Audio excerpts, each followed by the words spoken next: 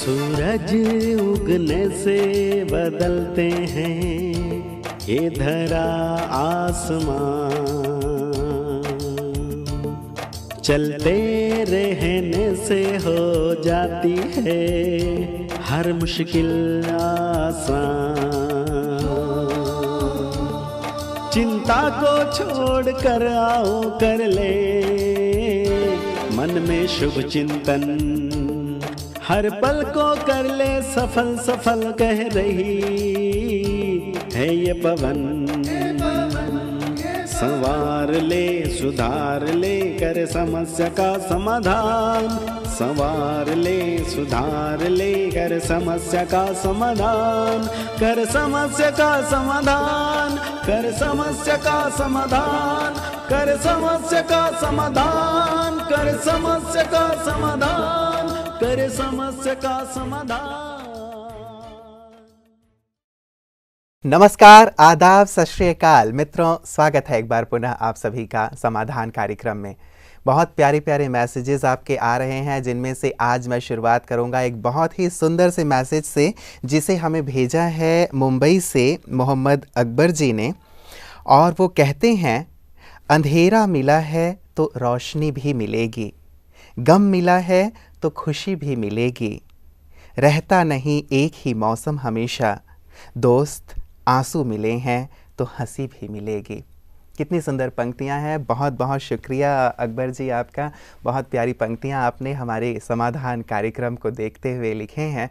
और वास्तव में ये सही भी है मित्रों कि यदि आज गम है तो कल खुशी अवश्य आएगी ही आएगी। होता ये है कि कई बार गम हमें तोड़ देते हैं और हमें ऐसा लगता है कि शायद अब जीवन का यही अंत हो जाएगा या खुशी हमें पुनः नसीब नहीं होगी।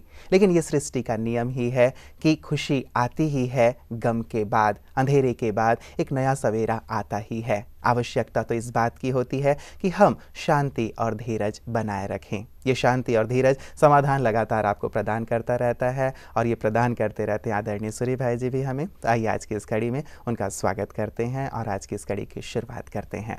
भ्राता जी आपका बहुत बहुत अभिनंदन है, स्वागत है। थैंक्स। अकबर जी ने बहुत प्यारी पंक्तियां भेजी हैं। मुझे भी एक बात याद आ रही थी इनकी सुंदर पंक्तियां सुन के। इसने बहुत अच्छा कहा है, तुम जीवन के अंधेरों से क्यों घबराते हो, भाग्य का सूर्य तो अंधकार में ही प्रकट होता है। वाह, क्या बात है। सच में मेरा भी दिल खुश हो गया। मैंने अपनी डायरी में लिख लिया था बहुत साल पहले, अब से 30 साल पहले। जी जी, और मुझे बहुत अच्छा रहा। सचमुच जीवन में अंधेरे तो आते हैं, प्रकृति का भी नियम है अंधकार और प्रकाश। मनुष्य के मन में भी अंधकार और प्रकाश का खेल चलता ही रहता है, पर अंधकार में मनुष्य अपने को इतना डुबो न दे कि वो प्रकाश को भूल जाए। बस इतना करना है उसे, और सदा स्वयं को प्रकाशित करने के लिए यदि वो तत्पर रहे तो अंधेरे सदा नहीं चलते। बिल्कुल बिल्कुल, मतलब मन में ये जो आशा है, विश्वास है, उसे हम बना करके रखें। और जितना ये आशा विश्वास बना रहेगा उतना ही ज़्यादा जल्दी हम अपने अंधेरों को दूर कर पाएंगे और जल्दी से जल्दी सुनहरे सवेरे तक पहुंच पाएं। पहले एक एसएमएस लेना चाहूँगा भ्राता जी। 2 वर्ष से प्रजापिता ब्रह्मा कुमारी ईश्वरी विश्वविद्यालय के साथ जुड़ी हुई हूँ। मैं अपने पास्ट में कॉल गर्ल थी, तो पुराने संस्कारों के कारण मैं नेट में कभी जो गंदी स्टोरीज़ होती हैं, गंदे वीडियोस होते हैं, वो मैं देख लेती थी। अब भी थोड़ा बहुत मुझ में ये आदत है कि मैं ये देख लेती हूँ, लेकिन कम है क्योंकि मैं अब योग करने लगी हूँ। फिर भी मैं जानना चाहती हूँ कि जो मैंने इन 2 वर्षों में योग किया है या मैंने जो ये ज्ञान सुना है, क्या ये सब कुछ खत्म हो जाएगा? मैंने जो अभी ये जो गलतियाँ की हैं उसके कारण मुझे कृपया प्रकाश दें। मैं अंधकार में हूँ और इससे उभरना चाहती हूँ। देखिए, बात तो खुशी की है हमारे लिए कि एक ऐसी आत्मा जो पाप मार्ग पे चली गई थी, वापिस प्रकाश के मार्ग पे, सत्य के मार्ग पर आ गई, पुण्य के मार्ग पर आ गई। और हम सच में सराहना करना चाहेंगे भ्राता जी, हम इन्हें अप्रिशिएट करते हैं। अब ये अपने सुंदर भाग्य की ओर, सुंदर भविष्य की ओर ही देखे। पास्ट को भूलना ही कल्याणकारी होगा। बिल्कुल भूल जाए कि वो मैं थी या कोई और था, मैं थी ही नहीं, ऐसी फीलिंग्स दे। और ये एक ऐसा आदर्श प्रस्तुत करें समाज के सामने ताकि लोगों को गर्व हो कि देखो ब्रह्मा कुमारियाँ ऐसी एक लड़की को भी देवत्व की ओर ले जा सकती हैं। देवत्व की ओर इसने कदम रख दिए हैं, इसलिए ये बधाई की पात्र है। तो एक बात तो ये कि पास्ट को भूलती चलें जी। और पास्ट को ये तब भूलेंगी, पास्ट को भूलना सहज काम तो नहीं है ना, जो लंबा समय उसमें रत रहा हो, जिसने उस गंदगी को ही जीवन मान लिया हो, उसको उस पास्ट को भुलाना थोड़ा कठिन तो है, लेकिन हमारे पास उसकी सुंदर विधि भी है। अपने देव स्वरूप को दिन में कम से कम 5 बार याद करें।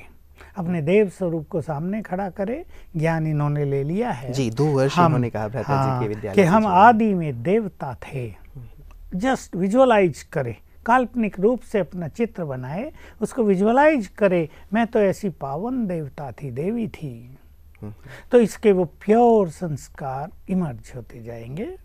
2 स्वमान और ये ले लें, मैं एक महान आत्मा हूँ, मैं मास्टर सर्वशक्तिवान हूँ। चाहे इन्हें लिख कर प्रैक्टिस करें 108 बार सवेरे शाम, चाहे सारा दिन इनको याद करें, तो इनके सबकॉन्शियस माइंड से वो डिलीट होता जाएगा और ये नई चीज़ें प्रिंट होती जाएंगी। इसमें इनको मेहनत करनी पड़ेगी, थोड़ा लंबा समय, निराशा की कोई बात नहीं।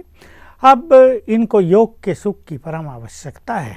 देखिए, इन्होंने प्योरिटी के मार्ग पे कदम रख दिया है, तो भगवान को वचन दे दे, ये अपनी सारी जो गंदगी है अपने परम पिता के सामने अर्पित कर दे कि मैंने जो कुछ किया है वो है मेरे प्राणेश्वर, अब तुम सच्चे मेरे प्रियतम हो, ये सब तुमको अर्पित, इसे हर लो, मुझे स्वच्छ कर दो। तो बाबा की प्यार भरी दृष्टि ऊपर से इनके पास आ जाएगी और इनको एक नई दिशा रोज रोज मिलती रहेगी, क्योंकि ऐसे जो कर्म करते हैं उन्हें उनको भुलाना, उन संस्कारों को मिटाना, इसमें समय लग सकता है, लगता है। तो रोज, जैसे इन्होंने कहा मैंने योग शुरू कर दिया है, ये अब कुछ अपने डिसिप्लिन बना लें। सवेरे उठना और सवेरे 4 से 8 बजे के 4 घंटे के समय को ये बहुत सुंदर अभ्यास में व्यतीत करेंगी। उसमें 5 स्वरों का अभ्यास, राजयोग का अभ्यास, स्वमान के अभ्यास, देह से न्यारा करने का अपने अभ्यास, अपनी कर्मेंद्रियों को शीतल करने का अभ्यास, जो राजयोग में ये सब सिखाया जाता है। बड़ी तत्परता से इनको ये सब अभ्यास करने हैं, क्योंकि इनका जीवन तो एकदम ऐसा समझ लो जैसे शास्त्रों में कहावत है, श्री कृष्ण के रूप में भगवान ने अजामिल का उद्धार किया, अकासुर बकासुर का उद्धार किया, अनेक जो पाप आत्माएं थी जिनको थे तो वो मनुष्य पर राक्षस कह दिया था पाप के कारण, उनका उन्होंने उद्धार किया और दिखाया है कि शिशुपाल का भी जब वध किया तो आत्मा निकलकर, ज्योति निकलकर उसमें समा गई। तो जैसे उनको पुण्य आत्मा बना दिया, तो वही फिर से रिपीट हो रहा है। पतित पावन भगवान इस धरा पर आए हैं और जो ऐसी नराधम पतित आत्माएं बन गई हैं उनका भी कल्याण करने आए हैं। बाबा जब साकार में थे, शिव बाबा उनके तन में आते थे, तो शिव बाबा आकर ये प्रेरणा दिया करते थे कि जो बहुत नराधम बन गई हैं, गणिकाएं वैश्याएं हो गई हैं, देवकुल की आत्माएं थी, तुम्हें उनका उद्धार करना है। तो हमारे यहाँ जहाँ तहाँ कुछ लोग ऐसे आए हैं, भले वो अपने को गुप्त रखते हैं, इन्होंने बता दिया है। गुप्त रखना भी अच्छा है, नहीं तो हमारे यहाँ संगठन होता है, कोई कैसा, लोग न जाने उनको किस नज़र से देखेंगे कि ये यहाँ आती है तो हम नहीं आएंगे। मैं इनकी तारीफ कर रहा था भ्राता जी कि कितना इनमें एक नैतिक बल है, एक साहस है, एक हिम्मत है, इस चीज़ को एक्सेप्ट करना कि मैं ऐसी थी, अब विद्यालय से जुड़ी हूँ और मैं परिवर्तन चाहती हूँ। बिल्कुल, बहुत ही बड़ी बात है। तो इनको कुछ साधनाएं अब करनी है और ये अपना ऐसा प्लान बनाए कि 4 घंटे ये पूरी दिनचर्या में ऐसी साधनाओं में अपना समय व्यतीत करें। इनको कुछ यज्ञ सेवा भी करनी है ताकि इनके कुछ पुण्य हों, तो जो इनसे पाप हुए हैं उनका बोझ थोड़ा सा हल्का हो जाए। मुझे आज एक बात याद आ रही थी, हमारे पास कई लोगों के अनुभव हो गए। मेरे पास एक कुमार आया था, शायद 3 साल पहले की बात है। उसने कहा मेरे अंदर काम वासना का फोर्स बहुत ज़्यादा है, मैं उसे समाप्त करना चाहता हूँ क्योंकि मैंने पवित्रता की प्रतिज्ञा कर ली है। तो मैंने उससे एक छोटी सी डाइट चार्ट बना दिया कि तुम ऐसे ऐसे खाना।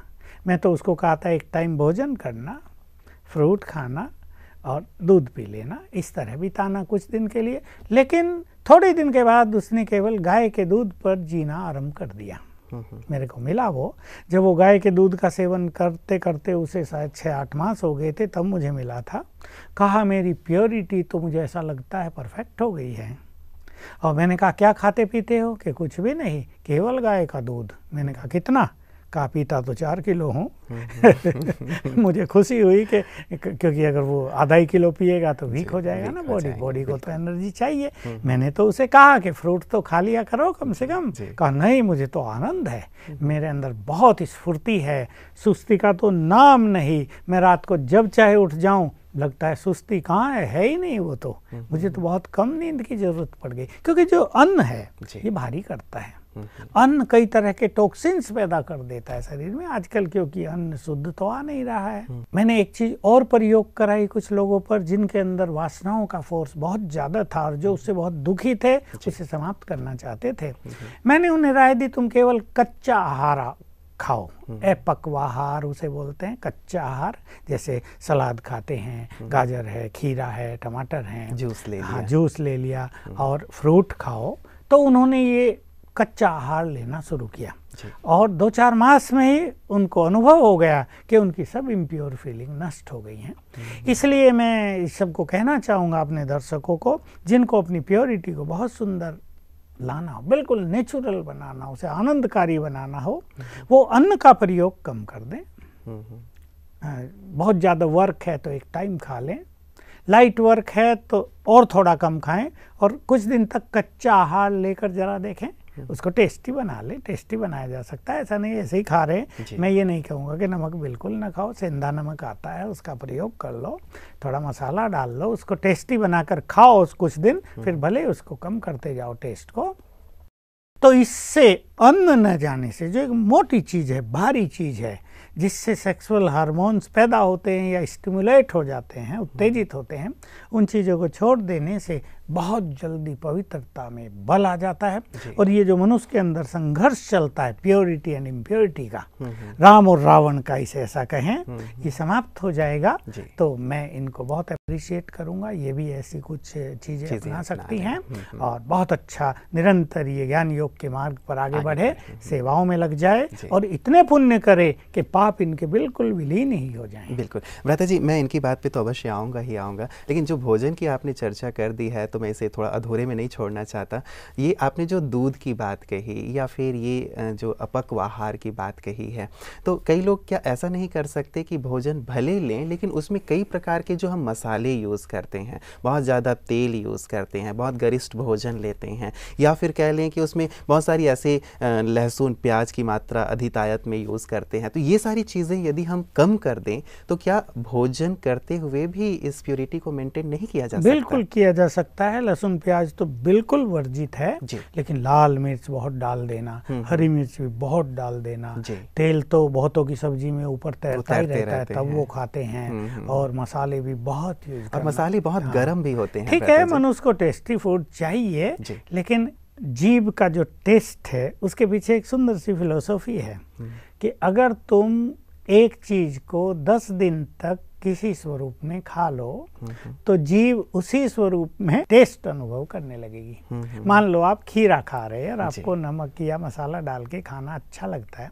आप खीरे को सिंपल ऐसे ही खाने लगो तो वो बिना नमक के बिना मसाले के ही आपको स्वादिष्ट लगने लगेगा। स्वाद तो ऐसी चीज है जी, वो लेना हाँ, वो जीभ हम की लोगों चीज ने भी है। रहता है जी, एक मास तक बिना ही इसके तेल के, बिना ही नमक के, बिल्कुल ही ऐसे सिंपल सा आहार, बस उबाला बॉयल किया और लिया। एक मास तक हम लोगों ने लेके देखा, एक मास के बाद जैसे वो हमारी आदत में शामिल हो गई थी वो चीज। और लेकिन क्या है, हम इस चीज को इसलिए ज्यादा नहीं कहते लोगों को कि सब लोग ये करते नहीं। जी, जी, भोजन का टेस्ट है, इसीलिए मैंने आपको आदत है, इसलिए हम केवल ये कहते हैं कि बहुत सारे नेचुरोपैथ ये भी कहते हैं नमक न खाओ, दूध न पियो, कोई कहते हैं पानी बहुत पियो, तो कोई कहते हैं पानी बिल्कुल न पियो। ये भिन्न भिन्न थेरेपी चल रही हैं, जिसको जो सूट करे हेल्थ वाइज वो तो हेल्थ की अलग बात है, लेकिन प्योरिटी के लिए हल्का भोजन लेना, मिर्च मसालों का कम सेवन करना, तेल आदि का कम सेवन करना, ये बहुत ही कल्याणकारी रहेगा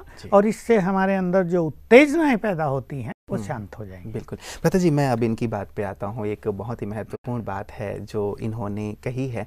इन्होंने कहा भ्राता जी कि जैसे अब ये चूँकि संस्कार बन गया होगा, तो फिर से जैसे नेट में गंदे वीडियोस देख लेना या कुछ ऐसे गंदे स्टोरीज पढ़ लेना, फिर से मन बार बार उधर जाता है, तो ऐसे में ये अपने आप को कैसे रोकें? उसी की मैंने विधि बताई। देखिए, क्योंकि इनके संस्कार प्रबल हैं और वो इन्होंने नेचुरल बनाए थे, उसको एंजॉय किया था, तो वो सबकॉन्शियस माइंड में गहराई तक उतर चुके हैं। तो ये रोक नहीं पाएगी अपने को और बार बार वो गंदी चीज़ें ये नेट पे देखेगी।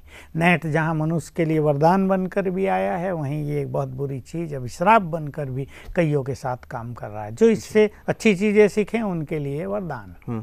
तो मैंने वही कहा कि ये अपने देव स्वरूप को सामने लाएं, ये स्वमान की बहुत ज़्यादा प्रैक्टिस करें, ये योग के अच्छे अभ्यास करें और थोड़े अपने डिसिप्लिन बनाएं। नेट आदि को छोड़ दें, ये बिल्कुल समझ लें ये इनके जीवन का अंग है ही नहीं, ये किसी और के लिए है। तो एक बार अपने को स्ट्रिक्ट तो करना पड़ेगा ना। हम कुछ नई चीज़ खाते तो थोड़े दिन तो आकर्षित करती है ना। हमारे यहाँ कईयों के अनुभव हैं। हमारे एक रिलेटिव थे, उन्होंने 16 चीज़ें छोड़ी थी ज्ञान लेते ही। उसमें शराब भी थी, स्मोकिंग भी थी, और जब वो टाइम आता था ना वो पागल हो जाते थे। लेकिन उन्होंने लिख के प्रतिज्ञा की थी और बहनों को दे दिया था, आज से सब चीज़ें छूटी। उनकी पत्नी कहती थी धीरे धीरे छोड़ दो, वो कहता था बिल्कुल नहीं, छोड़ दिया सो छोड़ दिया, मुझे जहर स्वीकार नहीं है। तो 5-7 दिन में ही वो शराब की जो तलब थी, मतलब ऐसी एक दृढ़ता की आवश्यकता, बहुत दृढ़ता की आवश्यकता। उसने 16 प्रतिज्ञाएं की थी, बाल भी बड़े बड़े थे, सब काट के फेंक दिए थे कि आज से ये नहीं सब मेरा। और बहुत सिगरेट और शराब और न जाने और क्या क्या 16 गंदी आदत थी उनमें। तो मनुष्य को दृढ़ता बहुत चाहिए। जब प्योरिटी का मार्ग अपना लिया तो इम्प्योर चीजें देखना क्यों। जब हमें किसी पेड़ के आम खाने नहीं तो बार बार उसके नीचे जाके पूछताछ क्यों करनी है, किसने बनाया, इसमें कितने पत्ते लगते हैं, कितनी उम्र हो गई, रखवाली कौन करता है। मतलब हमें एक प्रतिज्ञा की, एक दृढ़ता की आवश्यकता है कि जिस मार्ग पे हमें नहीं जाना है, नहीं जाना उसको है, नहीं देखना है। बिल्कुल। एक दूसरी चीज उन्होंने पूछी भ्राता जी कि 2 साल हो गए विद्यालय से जुड़े हुए, अब तक मैंने जो ज्ञान योग किया है, अब फिर से मुझसे एक गलती हो गई, तो क्या मैंने जो 2 वर्ष ये की, साधना की, याद किया परमात्मा को, ज्ञान सुना, क्या वो सब कुछ नष्ट हो गया? देखिए, वो नष्ट नहीं हुआ है, लेकिन ये भी छप गया। इनके पाप कर्म में एक पाप कर्म 100 गुना मल्टीप्लाई होके ऐड हो गया, क्योंकि अब इन्हें नॉलेज है। अभी ये कोई गलती करती हैं तो मल्टीप्लाई होके इनके पाप कर्मों में ऐड हो जाता है। और इसके लिए इनको और तेज पुरुषार्थ करना पड़ेगा, अधिक योग साधनाएं करनी पड़ेगी। इसलिए राजयोग के साथ पुण्य कर्मों का बहुत गहरा नाता है। पुण्य कर्म करने वाले, पवित्र विचार रखने वाले सहज राजयोगी बन जाते हैं। तब राजयोग के बल से पूर्व के विकर्म नष्ट होते हैं। अगर कोई पाप भी करता रहे और सोचे कि योग से तो पाप नष्ट हो ही जाएंगे, तो दिल भर के पाप कर लो। ऐसा भी कई बुद्धिमान लोग सोचने लगते हैं, ज़्यादा सोचते हैं ना। तो उन्हें पता होना चाहिए कि पाप करने पर योग लगेगा ही नहीं, योग होगा ही नहीं, उसमें रुचि आएगी ही नहीं, इसलिए विकर्म बढ़ते जाएंगे। तो इन्हें बहुत स्ट्रिक्ट होना है, डिसिप्लिन्ड होना है कि अब पाप कर्मों का खाता क्लोज, वो समाप्त हो गया और अब अच्छे पुरुषार्थ की ओर चलें, तो इनका जीवन हजारों को प्रेरणा देगा। बिल्कुल। एक बात भ्राता जी, चूँकि ये एक ऐसे फील्ड से जुड़ी हुई हैं जिसकी सेवा का लक्ष्य ब्रह्मा कुमारीज़ का भी है कि जो ऐसे क्षेत्रों में हैं उनको निकाल के हम एक सुंदर क्षेत्र में लगाएं। तो जब कभी व्यक्ति अपने इस क्षेत्र का परिवर्तन करता है, मान लीजिए अब वो कार्य कर रहा था लेकिन अब वो नहीं कर रहा है, तो अब पूरी तरह से वो फ्री हो गया है, अब उसके पास कोई कार्य नहीं है, तो ऐसे में उसे क्या करना चाहिए? अब सारे दिन यदि खाली बैठे हैं तो भी तो मन में वही विचार आते रहते हैं। क्या विद्यालय कुछ ऐसी व्यवस्था कर सकता है इनके लिए कि इन लोगों का ऐसा कुछ कल्याण हो सके? देखिए, विद्यालय का तो ये लक्ष्य नहीं होता है ना, उसके प्रोजेक्ट में ये है। लेकिन विद्यालय में आने वाले बहुत सारे ऐसे लोग हैं जिनके बड़े बड़े कार्य हैं, इंडस्ट्रीज हैं, वो कुछ ऐसा छोटा कोई लघु उद्योग खोल के इन सबको दे सकते हैं ताकि उसमें वो लग जाएं, तो उनका मन भी व्यस्त हो, उन्हें कुछ आमदनी भी हो। और व्यस्तता तो बहुत जरूरी है, क्योंकि वो अगर खाली होंगे तो बार बार उनको वो संकल्प और संस्कार आकर्षित करते रहेंगे। बिल्कुल। अच्छा, एक चीज़ और होता है भ्राता जी, जब ये अपने फील्ड को छोड़ देते हैं, इन्होंने तो छोड़ दिया, एक शुद्धि का मार्ग अपना लिया, लेकिन लोगों का जो नज़रिया है वो नहीं बदलता है। जब भी लोग उन्हें देखेंगे वही कॉमेंट्स करेंगे, उनकी मानसिकता वही बनी रहती है। तो ऐसे में भी क्या इनके अंदर हताशा नहीं आ जाती कि हमने सब छोड़ दिया, फिर भी लोगों ने नहीं कहना छोड़ा तो छोड़ो ये सब चीजें। कोई भी चीज, कोई भी मनुष्य पापी से जब महान बन जाता है तो अनेक लोगों को स्वीकार करना ही पड़ता है कि अब ये महान है, वैसा नहीं है। कोई भी व्यक्ति कहेगा, दूसरे लोगों से चुप करेंगे। तो ये लोगों की बात न सुन के अपनी महानताओं की ओर चले, अपनी आत्मशुद्धि की ओर चले, राजयोग की ओर चले, तो लोगों का कहना स्वतः ही बंद हो जाएगा। बिल्कुल, मतलब अपने आत्मबल को बनाए रखने की इन्हें बहुत ज़्यादा आवश्यकता है। लोग चाहे कुछ भी कहते रहें, लेकिन हमने जो सच्चाई को हमने समझ लिया है, हमें उस सच्चाई के पथ पर ही आगे बढ़ते रहना है। भ्राता जी, ये जो एक विशेष वर्ग है, इसकी सेवा के लिए वैसे तो सरकार को बहुत सारे प्रयत्न करने चाहिए, NGOs भी बहुत सारे कार्य कर रहे हैं, ब्रह्मा कुमारीज भी क्या इनके लिए कोई विशेष प्रयास कर रही है? वही मैंने कहा कि भिन्न भिन्न जगह पर हमारी बहनें इनकी सेवाएं करती हैं, लेकिन उनकी कुछ अपनी समस्याएं होती हैं, लेकिन कोई लोग उनसे निकलकर आ गए हैं, उन्होंने आत्मशुद्धि कर ली है। तो हमारे इस ईश्वरीय विश्वविद्यालय का तो लक्ष्य ही है आत्माओं को प्योरीफाई करना, उन्हें इस पाप कर्म से छुड़ाकर पुण्य कर्म की ओर प्रवृत्त करना। ये तो प्रत्यक्ष में लोग ऐसा काम कर रहे हैं, लेकिन अनेक लोग अप्रत्यक्ष में गुप्त रूप में इन्हीं धंधों में लगे हुए हैं। इसलिए भगवान ने तो एक शब्द बोल ही दिया था जो बड़ा कड़वा शब्द है कि सारा संसार ही वैशाल्य बन गया है।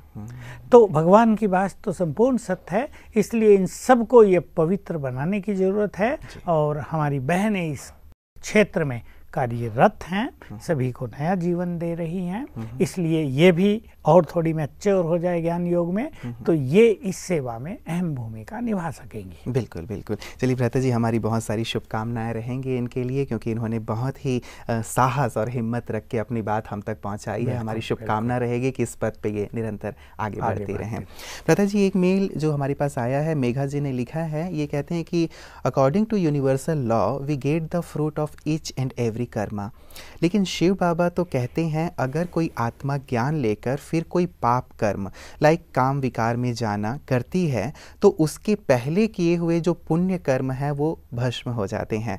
तो फिर इस हिसाब से हमने जो कर्म किए हैं उसका जो फल हमें मिलना चाहिए वो फल तो हमें प्राप्त नहीं हुआ, तो ये यूनिवर्सल लॉ कहाँ तक एप्लीकेबल है?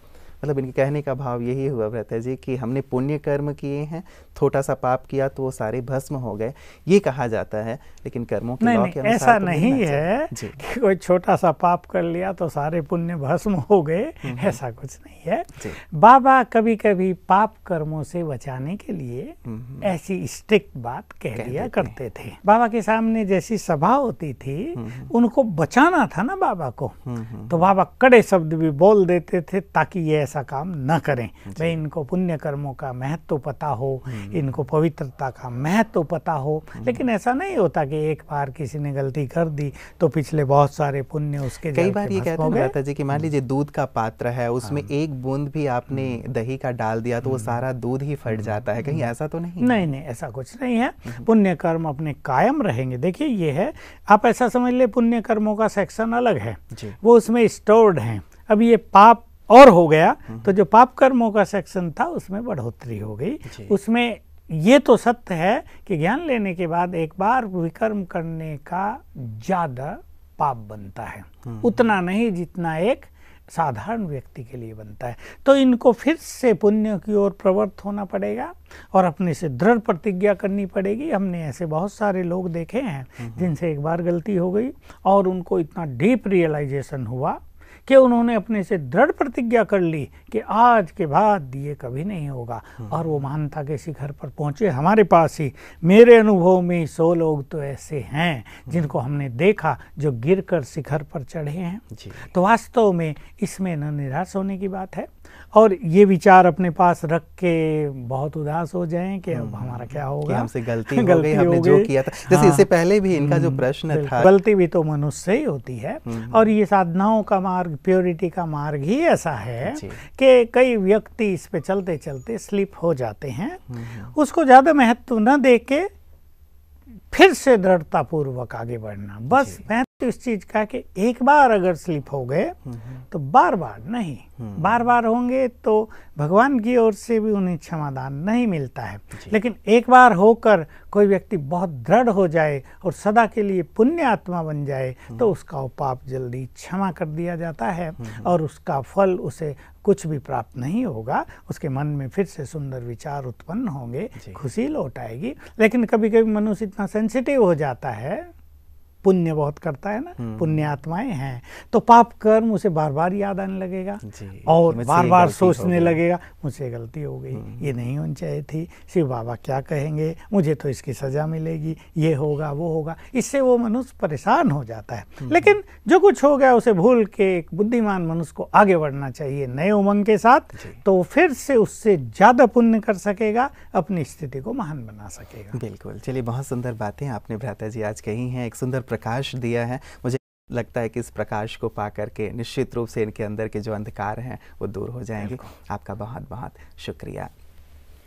मित्रों, आज जो चर्चा हमारी चली है, आप सबने सुना कि ऐसे वर्ग जहां हमें लगता है कि शायद वहां पवित्रता का तो नाम भी नहीं लिया जा सकता होगा, या ऐसे लोग शायद सोचते भी नहीं होंगे कि ब्रह्मचर्य नाम की भी कोई चीज़ है, पवित्रता नाम की भी कोई चीज़ है। लेकिन कई बार व्यक्ति कुछ मजबूरियों के कारण ऐसे स्थानों पर पहुंच जाता है। हम तो आह्वान करते हैं, चूँकि परमात्मा भी अब आह्वान कर रहे हैं कि अब एक पवित्र सृष्टि की रचना करनी है, नूतन सृष्टि की रचना करनी है। तो ऐसे स्थानों में भी जो हमारी बहनें हैं वो भी अब वहाँ से बाहर आएँ, अपने जीवन में दृढ़तापूर्वक, निश्चयपूर्वक इस पवित्रता को धारण करें। जैसे आज की हमारी चर्चा हुई, जैसे इन्होंने एक सुंदर साहस दिखाया है, हिम्मत दिखाया है और खुले दिल से अपनी बात को हमारे सम्मुख रखा है। हम चाहेंगे कि प्रजापिता ब्रह्मा कुमारी ईश्वरीय विश्वविद्यालय ऐसा विश्वविद्यालय है जो सभी को पावनता का पथ दिखा रही है और साथ ही साथ सभी के जीवन में श्रेष्ठता और सर्वोच्चता ला रही है। तो आए हम सब मिलकर के देवत्व की ओर चलें। हमने शुरुआत भी की थी कल इस बात से कि हम आज कहाँ हैं इस बात का मूल्य नहीं है, लेकिन हम जाना कहाँ चाहते हैं और वहाँ जाने के लिए हम प्रयास क्या कर रहे हैं, ये कहीं ज़्यादा महत्वपूर्ण है। तो आए एक सुंदर भविष्य की ओर चलें, एक ऐसे संसार की ओर जहाँ पवित्रता ही पवित्रता है, आनंद ही आनंद है। नमस्कार।